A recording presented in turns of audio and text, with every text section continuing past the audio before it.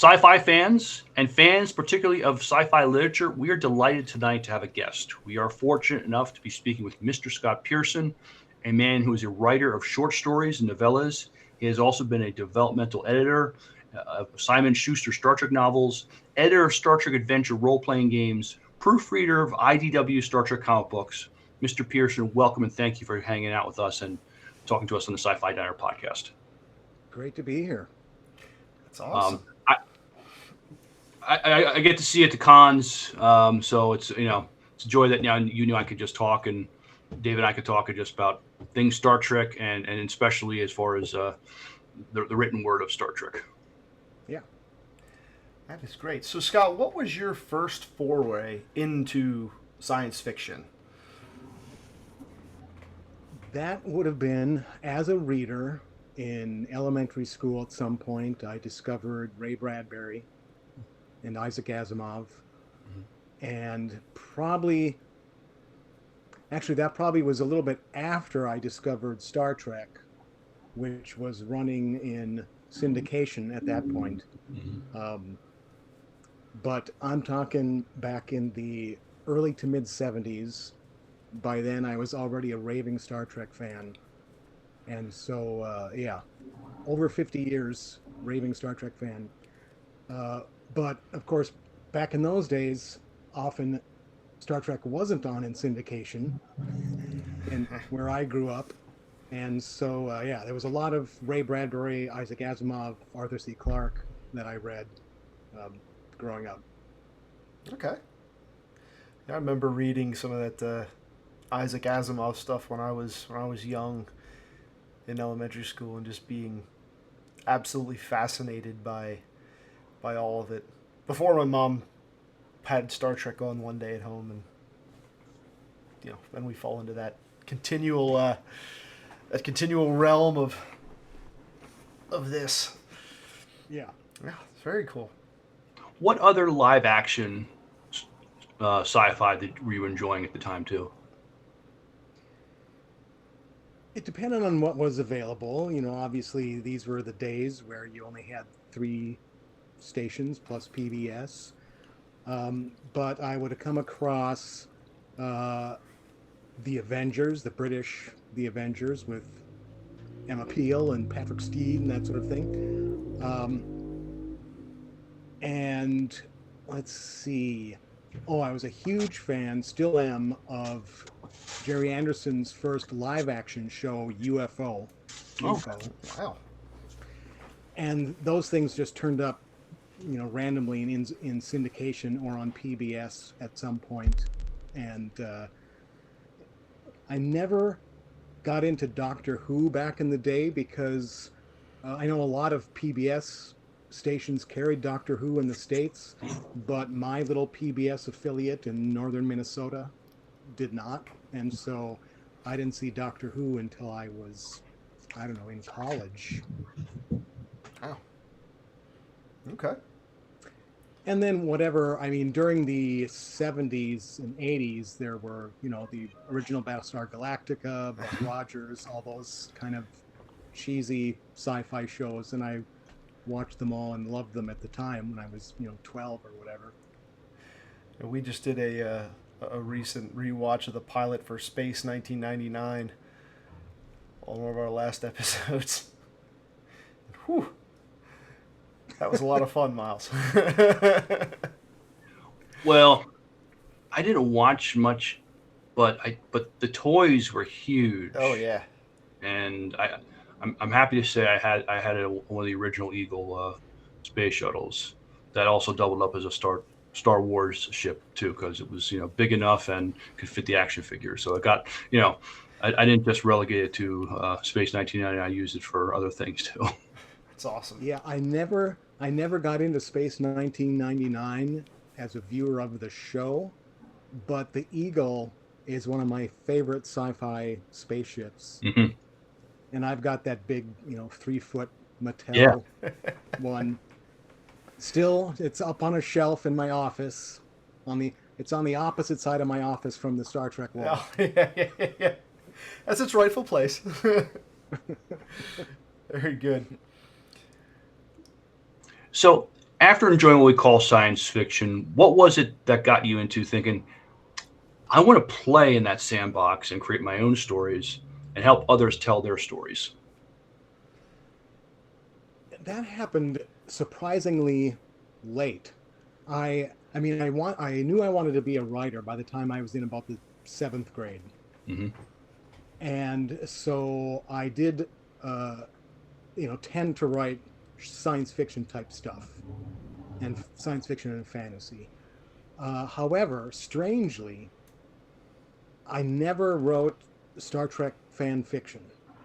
Hmm. And part of it was because where I grew up in northern Minnesota, in the woods, I didn't realize that there was fan fiction for a long time. I didn't know this whole genre existed of fan fiction. And by the time I became more aware of the fact that people wrote fan fiction, I had already become focused on the idea that I want to be a professional writer and get paid for what I write. And so then I just never wrote anything that I was thinking I'm just going to write this and distribute it for free, which I think is in retrospect, a really silly decision to make because you get so much practice Hmm. by writing fan fiction and not worrying about how you're going to try to sell it.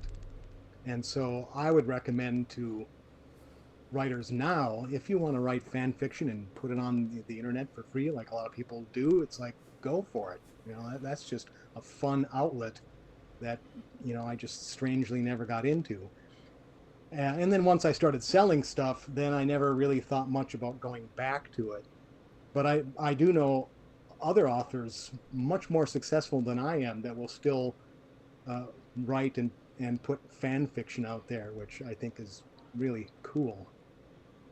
I keep thinking I'll do it someday, and then I never get around to it. Hmm. Yeah, it sounds like you got a busy schedule as it is. To find time for some of that would be a real challenge at times. But yeah, it's interesting. Like I think back about it, and I hear guys who started writing really before the internet was out there, was a thing, before everything started getting shared on there. And I sit there and wonder, like, how, like, the way that it's changed is just crazy to me. Like, even me growing up without it, not knowing any of this stuff existed, and then into my early 20s going, oh, this is something. Holy cow!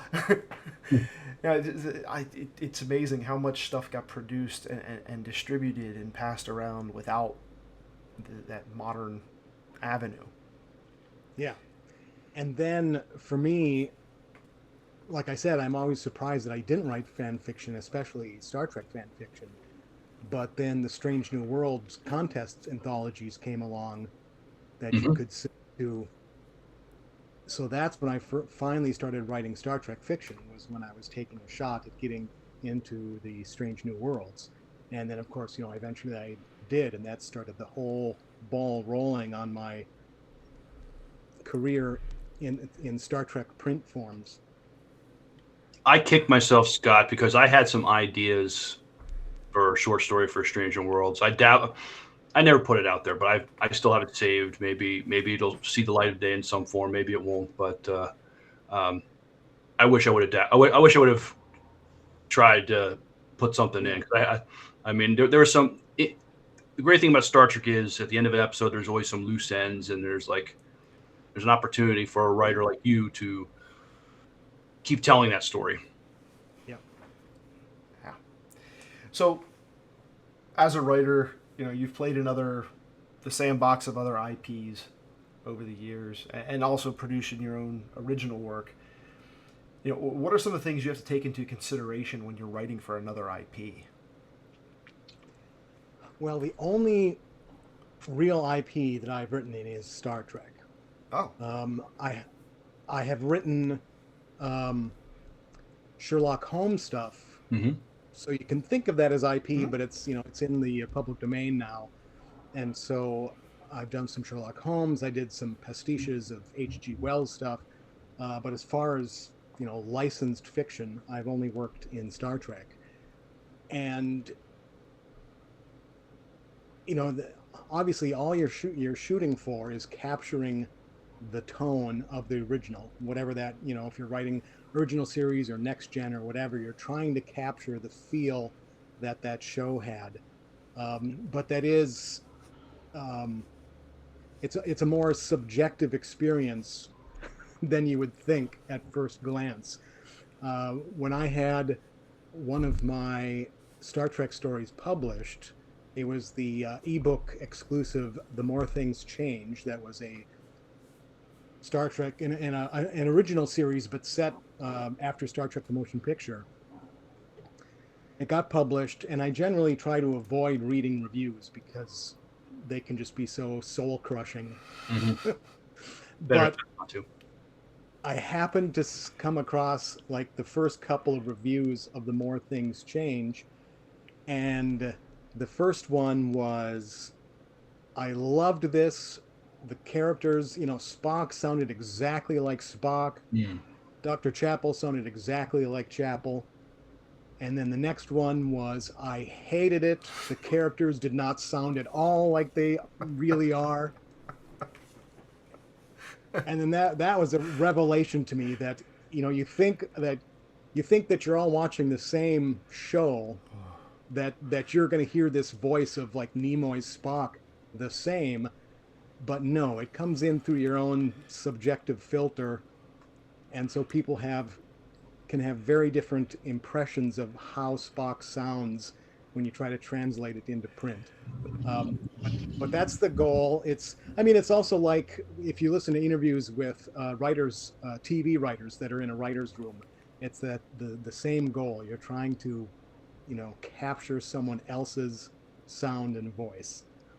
And so that's something that you have to keep in mind as you're writing. But then if you're doing it professionally, of course, then you've got all the, you have to get the approval. Yeah. So yeah. It may seem perfect to you, but when it goes through the approval process, someone might say, oh, well, this, conflicts with this episode, or this isn't, And so I went through that in my work as a Star Trek writer, where I got notes back from editors and the people who worked at doing the approvals at CBS Paramount. And then in what I do now as a developmental editor on the Star Trek novels, or the work I do for the Star Trek Adventures role-playing game, I sometimes am the person that's saying, well, no, that doesn't match up with this line of dialogue from episode 14 or whatever. You get into that super geeky. The stuff we'll all sit around in a podcast like this, like Miles and I, and have a very contentious back and forth about whether his voice raised or lowered at that line. Yes, and as a writer or an editor working on the franchise, that there's this very loving and demanding fan base out there that's going to be looking at everything you do. And of course, you understand that because you were one of those people before you got to the point where you were doing the writing or editing. And so, it's something that you're always chasing after. And, there's always going to be something that falls through the cracks. There's always going to be a different interpretation where someone says, wait a minute. And then, of course, the shows themselves, when you're producing shows over decades, you're going to have inconsistencies between one show and the next, which then makes it that much more difficult for the people, trying to write the fiction and maintain continuity to things when there are, continuity errors or, discrepancies from one show to the next. So it's not a perfect process. You try to do your best. Yep. I like to say that you get 4 Star Trek fans in a room, you're going to get 5 different opinions. At minimum. Absolutely. I've been enjoying Star Trek novels for over 30 plus years, over 35 years. I'm dating myself. You've had your hand in Star Trek novels for over 10 years being a copy editor and now a developmental editor, and you've also written other Star Trek stories. What was your role as copy editor, and what is your role as a developmental editor now? You're kind of giving us some inside baseball. Yeah, well, a copy editor's job is basically just to find every mistake that you can find in a manuscript. So you're looking at grammar, punctuation, typos. Uh, does the character have brown hair in one chapter and blonde hair in another? Those sorts of continuity errors. That can I would get enjoy that. That gets ramped up in the Star Trek world Mm-hmm. because one of the reasons that I got the copy editing job was because I was a longtime fan, so they knew that they were getting someone with the subject knowledge, which sometimes, in some cases, subject knowledge isn't that important because there's all the grammar and spelling and those sorts of issues that need to be taken care of. And sometimes, depending on the book, like I used to work in nonfiction for many years, and there sometimes you didn't necessarily want a copy editor that had the subject knowledge because you wanted the copy editor to be able to say, well, wait a minute, I don't understand this. Because the book that you're selling, you don't want to just sell to some, tiny pool of experts. You want to be able to, make money. You want to be able to sell the book to a wider range of people. And so that wider range of people might have an interest, but not a lot of detailed knowledge. And so then the copy editor can kind of stand in for the reader and say, well, this point needs to be clarified or whatever. But when you're working on a long-term IP like Star Trek, then it is handy to have a copy editor with subject knowledge that can come up with those little fiddly things to say, well, no, wait a minute, this shuttlecraft was blown up in this episode. You can't have it back here now. When is this story set? That sort of thing. And so, yeah, I just kind of, it was very lucky for me that they were looking for a new copy editor. And it was shortly after I had been laid off from my in-house editing job, and they were looking around for someone who had Star Trek knowledge and was a copy editor, and I was an editor who had Star Trek knowledge, and they got referenced. It was actually Marco Palmieri had mentioned my name to them, and I got the job as the copy editor. And as you mentioned earlier, I was in that role for 10 years. And then we had the sad occasion that Margaret Clark, who had worked on the books for, I think, almost 20 years, she had worked on the books, and she had worked on, I believe she had a run as an editor when DC Comics had the license. So she had worked on the franchise for a long, long time. And, she had been an editor that had signed, I mean, some of the guys that are writing now that have become mainstays of the novel line, Margaret was the one who first signed them to do a Star Trek novel. She started people's careers in that way. So sadly, she passed away unexpectedly, and they needed someone to step in right away. And so they asked me, and of course I leapt at the chance, even under the sad circumstances. I was thrilled and a little frightened of stepping into her shoes because it's a much bigger job. When you're the copy editor, you get the manuscript near the end of the process. It's been approved, everyone's happy with it, and now it just needs that little polish. And then it goes to the proofreader to try to catch any other little fiddly things that have fallen through the cracks, and it's done. When you're the developmental editor, you can be working with an author as the author is developing the idea for the novel and writing the pitch. And so then you're kind of, helping and pitching in ideas. It varies from book to book how they come about, but you can really be a sounding board for the author as they're developing the pitch. and then the pitch has to be approved, and then you write a longer outline, and that has to be approved, and then you write the manuscript, and that has to be approved. And so it's a much more intensive process for the developmental editor, that you're working along every step of the way as a novel is created. And so it's challenging and time consuming and a blast if you're lucky enough to be working in an IP that you've loved essentially your entire life, like I have. I was gonna say that sounds like a real fun time. Like creating all of this new content and material and that just sounds like a blast. It's a blast, and you get paid for it. Yeah, Like, wow. You're blessed, you can man. ask for more. Yeah, that is wonderful. I think if I was a copy editor, I don't know about all the make the spelling and grammar, but to call the continuity stuff, I think I would enjoy the heck out of that, and I would enjoy giving notes like, no, this character didn't do this. You got it wrong here. I confess, I would enjoy some of that, giving notes about continuity. Just Yep, the fan I am. As I'm working on a Star Trek novel, I'm often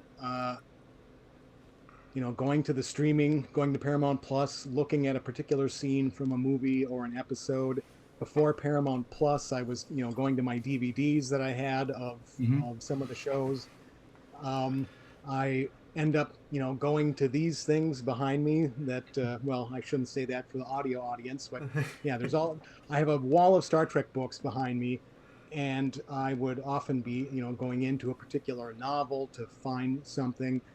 And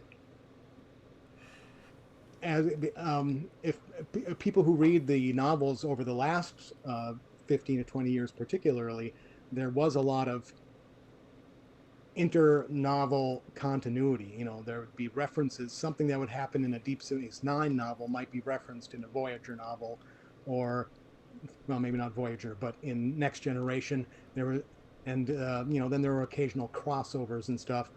And so there was a lot of times where I'd be digging through the print copies from my shelves to make sure that something in some new manuscript got it right.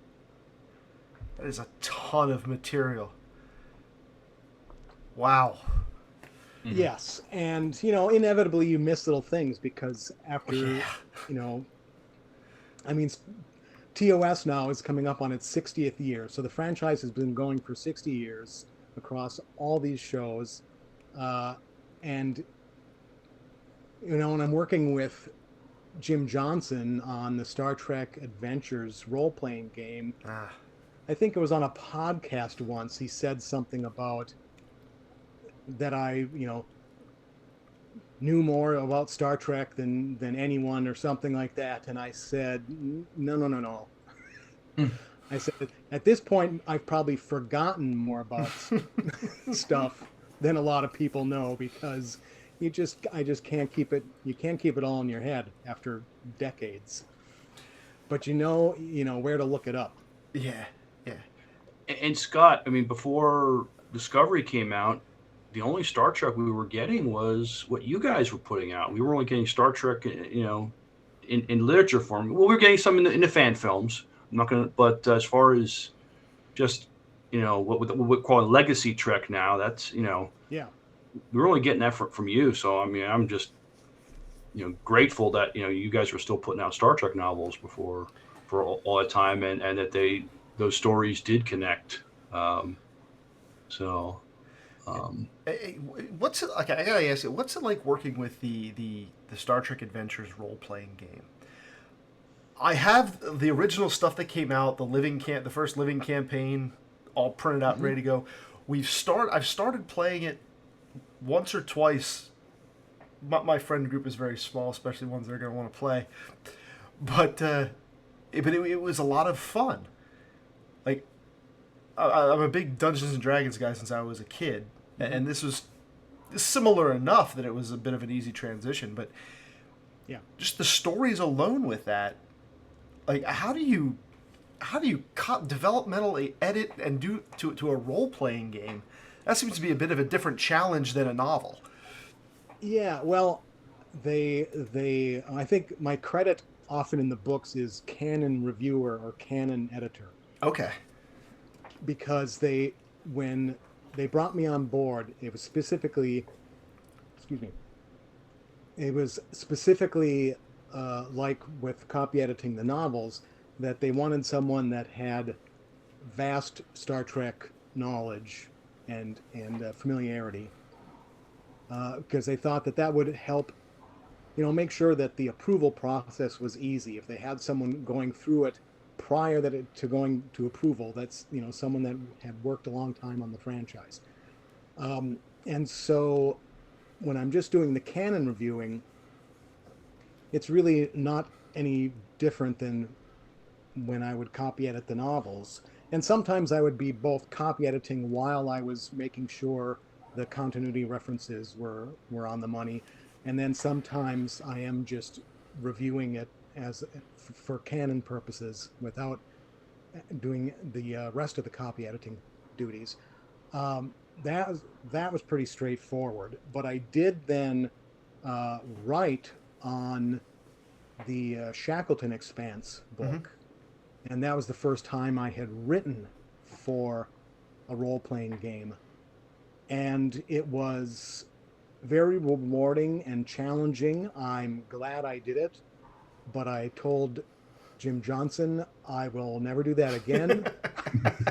It was so hard. I had my respect for people who write role playing games. Like, I mean, I had respect for them before, but it like tripled at least, because when you're used to writing regular fiction, you tell the reader everything that happened.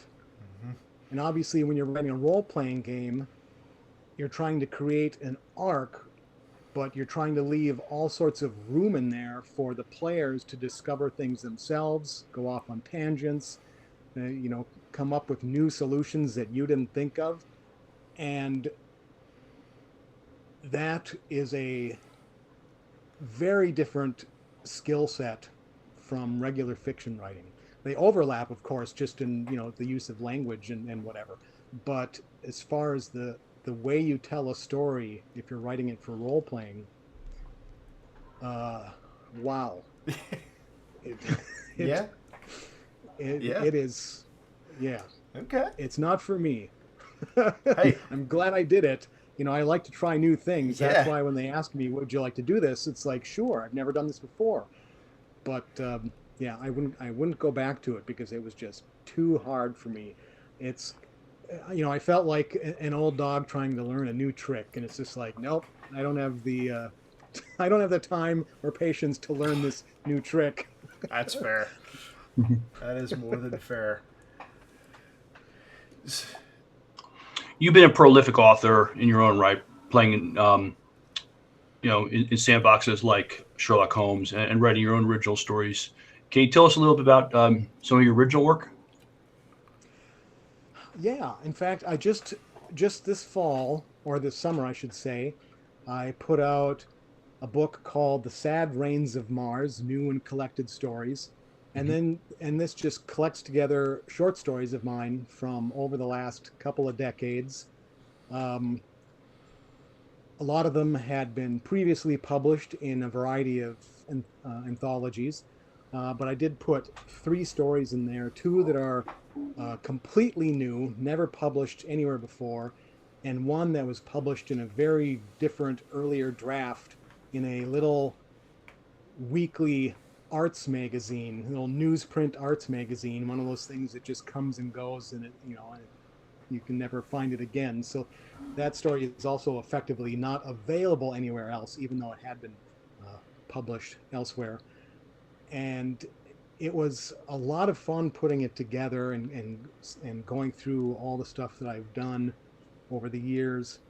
A lot of science fiction, some horror, a lot of mashups. I like writing things that blend into different genres together. Um, I also included in there a couple of stories that are published in a couple of other books that I self-published. I'm working on a series called The Tales of the Weird World War. I'm doing that with my friend William Leisner, who also wrote some Star Trek short stories and novellas and novels back in the day. And he and I are collaborating on this idea where the first book is set in the late 1940s in Los Angeles, and the characters are discovering that there are these shape-shifting monsters that can appear as humans, that are up to mysterious things. And that book, everything is pretty much the way things were in 1940 or 1948. But that was the first book. In the second volume, both stories, we don't collaborate on a single story. We each contribute a separate novella to each of these collections. And so then volume 2 is set in the 50s, and that's out, and we're both working on our stories for the third volume, which is set in the 60s. So the idea is that we're going to just keep going. Every volume is going to jump a decade or so, and the longer it goes on, the more it becomes alternate history, because the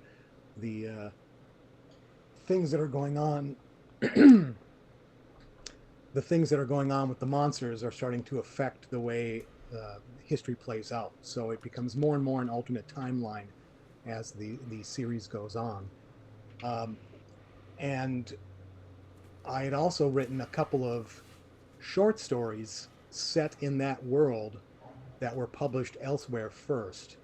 And then they're included in the second volume of the Tales of the Weird World War, but I also threw them into my short story collection because they are written in a way that they can more or less stand alone.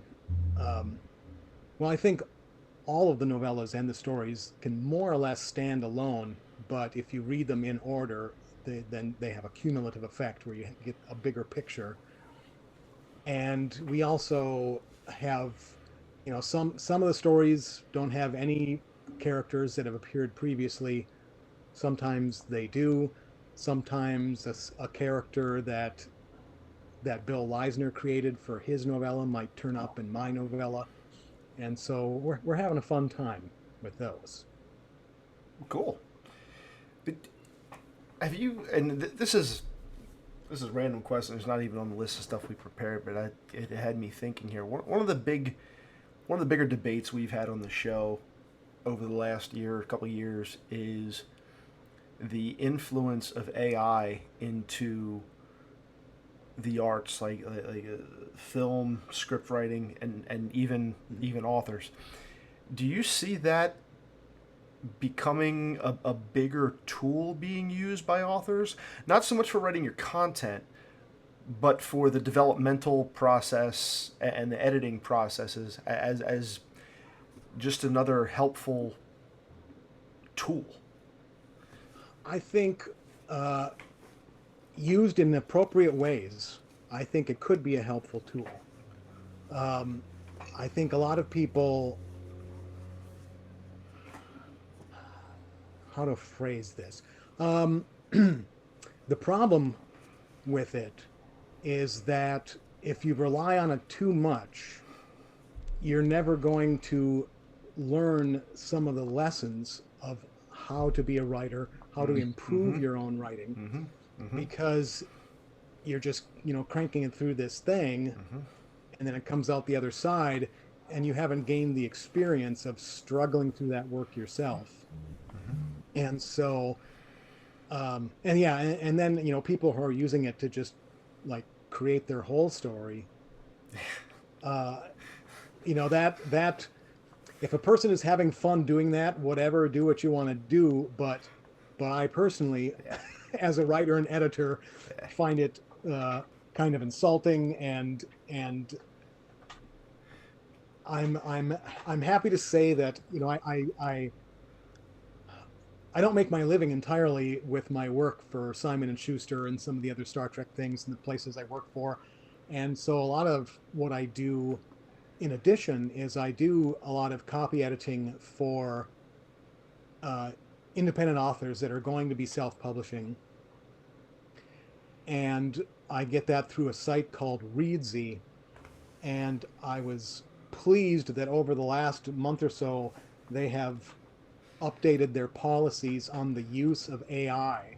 Mm. And so now when writers are soliciting possible editors to work on their fiction, they have to disclose if they've used AI and to what extent they've used AI in creating their manuscript. And then the editors are allowed then to say, well, I'd rather not work on something that was created with AI. Because I was, starting several months ago, I was starting to see people that were querying me, and they would mention having used AI, and sometimes they had used AI much more extensively than what I personally approve of. Mhm. And kind of wondering, well, how do I, I was having to come up with devise a way to politely turn down jobs because I didn't want to work on AI, but I also don't want to, the thing when you work with a lot of beginning writers, uh, one thing that I very much do not want to do is, crush their little hearts. Mm-hmm. Because I remember what it was like when I first started writing. And if you get someone who's, very harsh or just not diplomatic, uh, that just hurts. It just hurts so much.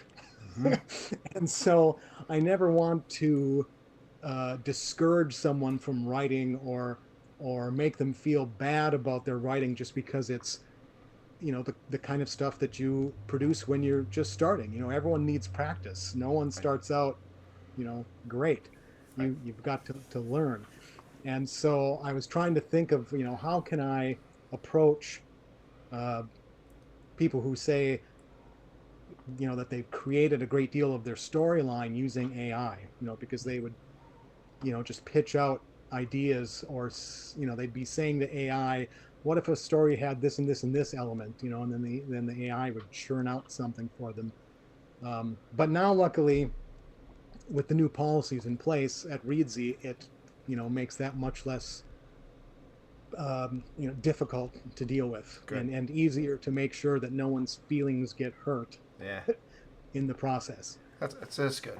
That's good. It's always it's been one of our ongoing discussions that we tend to have now and then when something comes up, and just how prevalent and accessible it all is for all sorts of different things, and like even the video editing software I use here, there's so many AI components in this thing that really do help a lot, but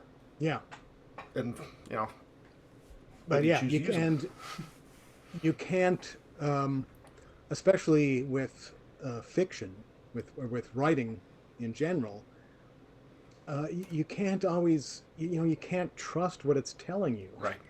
Right. And you see that, people post funny things where they ask one of these LLMs, a question, and you'll get this response that's just, full of nonsense and incorrect facts and stuff. And, I know, they're a lot more advanced than, say, some of the stuff that's just built into spell check or grammar check in MS Word, for example. But, when I'm working on a manuscript, there's so often that MS Word will, there'll be a little, I have a lot of that stuff turned off, but every once in a while there'll be a little squiggly line under some word. And Microsoft Word is trying to say that there's something wrong with that word. Should be some other word. And it's just completely wrong. It's and who knows what bug buried into their 40-year-old software where that's coming from. But the more you look at stuff that gets churned out by LLMs, yeah, you're just going to be getting bad advice Right. on some level. Right. I still want my books written by human beings. Yes. They're just,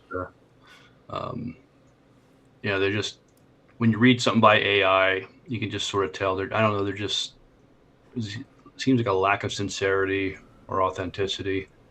And so I'm hoping that, we keep our novels, our storytelling, let people tell those stories. Well, AI, I'm lifelong super geek. If I could have a friend like Data, I would love it. But that's true AI that's achieved sentience. And the stuff that's called AI now, it doesn't know what it's doing. It has no consciousness. So it churns out this stuff, just modeling and remodeling from all the stuff that has been dumped into it. Mm-hmm. But it doesn't know what it's doing, and so yeah, there are times where it just turns out nonsense. Mm-hmm. And yeah, so if you're relying on that to polish your writing or create your story, yeah, you're gonna get in trouble fast. Oh yeah. And you said it, or I mean, the best way for writers to get good at writing is just to keep writing. Is just, Yep, keep writing, take classes, get into a writers group, learn to take constructive criticism, learn to give constructive criticism, and that's how you really learn the craft. It's just like anything, it's like if you're trying to, become a basketball player or something, you're going to be playing with actual people, you're going to be learning, you're going to be getting experience, you're hopefully going to get into a position where you have a coach that's telling you, no, not this, try this. And in some ways, your editors are, to use a sports analogy, it's like, well, they're the coaches, or your teacher. If you take a writing class, those are the people that have the experience, and they're trying to impart that wisdom to you, and that's how you can really learn what you're doing. And of course, there's always going to be the kind of genius savant type person that comes out of nowhere and just seems to know how to write really well. But for 99% of people, Oh yeah. it's just a long slog of of doing the work and rewriting. And you probably have written a story, and then it's like, no, it's not fit for. I'm going to rewrite it. You probably rewritten many of your stories till you got where you felt it was where it should be. Oh yes, a ridiculous amount of drafts on Mm-hmm. some of my stories, and some of the ones that I've done the most drafts of, I'm still not satisfied with them for various reasons, because they're, you come up with an idea that's really off the wall or really ambitious or something, and it's like something that takes extra work. And yeah, you hope to get there. There are things that when I was like way back in college, I started writing a fantasy novel, and I had enough self-awareness to realize I am nowhere near where I need to be as a writer to actually write this thing. I had this big grandiose idea, and I just realized I'm not capable of capturing that idea. We've all bitten off more than we can chew. Oh, Yep. 100%. Very cool. So, Scott, where's the best place for folks to learn more about you, your work, and pick up some of your books? Well, if you go to my website, which is scott-pearson.com, then that's going to have links to everything. It's going to have links for my books that are on sale. It'll have links to my blog. It'll have, my handles on Blue Sky and all that sort of thing. And so that's the easiest way to track me down. Okay. Listeners, check out some of Scott's work. Is there anything new coming on the horizon that we can plug for you? That you can talk about? Unfortunately, when I got the big promotion to the developmental editor on the Star Trek novels, that took up so much more time than the copy editing did that all my plans for what I was going to get done this year Uh-huh. kind of got pushed aside. So at this point, I don't know when I'm going to have something new out. But the thing I would just plug again is my collection of short stories, The Sad Rains of Mars, that came out in July. I think that's a great way for people to see the kind of stuff I write, because it's it's all genre stuff, but as I mentioned earlier, there's horror stuff, there's sci-fi horror, there's stuff that's more comedic, there's stuff that's more straight. There's the pastiche type stuff that draws on some of my favorite classic authors like H.G. Wells and Jules Verne and that sort of thing. And so it's a nice cross section of the kind of stuff that I love to write. Awesome. And we can find all that at scott-pearson.com. Yes, Scott Pearson is such a very, very common name that I couldn't get just scottpearson.com. I had to come up with something else. And then sadly now I think the person that has scottpearson.com, they've like sent me emails to see if I want to buy it because they're not using it anymore. And it's like, well, I'm not going to spend money on my own name. Yeah, especially, I don't have the income to justify not buying Pearson is sufficient. Yeah. Yeah. Sets it apart. Mm-hmm.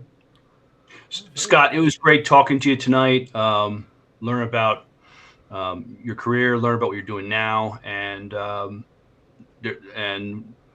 looking forward to some more Star Trek novels coming out this year, and we'll see you at the cons. Okay, great. Thanks for having me. It was a lot of fun. Thank you, Scott. Oh, yes.